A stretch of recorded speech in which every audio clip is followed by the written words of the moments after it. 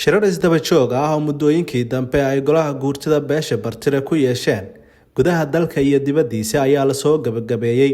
Shirarka oo si gaar ah diiradda loogu saaray marxaladaha adag ee ka jira guud ahaan dalka, gaar ahaan maamul goboleedka Jubbaland, ayaa waxaa laga soo saaray murtiyeed ka kooban 8 qodob una qornaa sida tan. 1. Golaha guurtida beesha Bartire wuxuu si buuxda u soo dhaweynayaa una taageerayaa howlgallada ka socda dowlad goboleedyada Hirshabelle iyo Galmudug, kaas oo lagu xoreynayo deegaanada ka maqan gacanta dowladda. 2.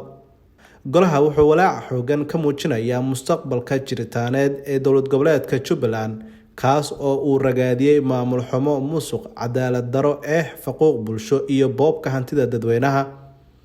Sidoo kale warmurtiyeedka ka soo baxay golaha guurtida ee beesha Bartire ayaa waxaa lagu yiri golaha wuxuu cambaareynayaa nidaamka kaligitaliska ah iyo ku tagrifalka awoodeed ee uu ku sifoobay maamulka uu garwadeenka ka yahay Axmed Madoobe, kaas oo kala qaybiyay beelaha Soomaaliyeed ee deegaanada Jubbaland.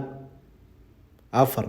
Golaha wuxuu cadeynayaa in saamigii siyaasadeed iyo xuquuqdii ay beeshu ku lahayd maamul goboleedka Jubbaland uu si cad u dusiyay maamulka oo horjoogaha ka yahay Axmed Madoobe si aan xishood, garasho iyo xilkasnimo lahayn. 5.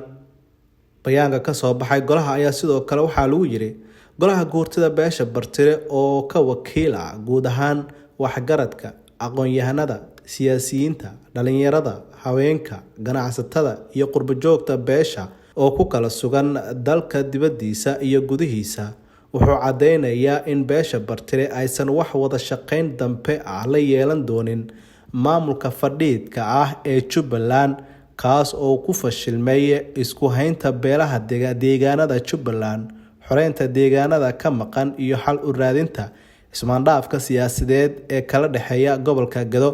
Sidoo kale warmurtiyeedka ka soo baxay golaha guurtida ayaa waxaa lagu yiri golaha wuxuu cod dheer ugu baaqayaa dhammaan beelaha Soomaaliyeed ee deegaanada Jubbaland in ay isugu yimaadaan kulamo wada tashi oo lagu badbaadinayo aayaha iyo jiritaanka mustaqbalka Jubbaland, kaas oo ku sii socdo god madow iyo meel halis ah oo aan ka soo waaqasho lahayn haddii aan laga hortagin.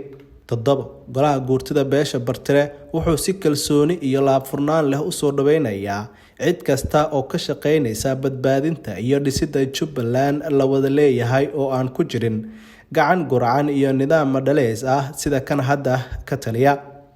Ugu dambeyntii, warmurtiyeedka ka soo baxay golaha guurtida ee beesha Bartire ayaa waxaa lagu yiri golaha guurtida ee beesha Bartire wuxuu ku dardaarmayaa kuna baaqaya ilaalinta amniga, xasiloonida iyo nabad ku wada noolaanshaha bulshada Jubbaland.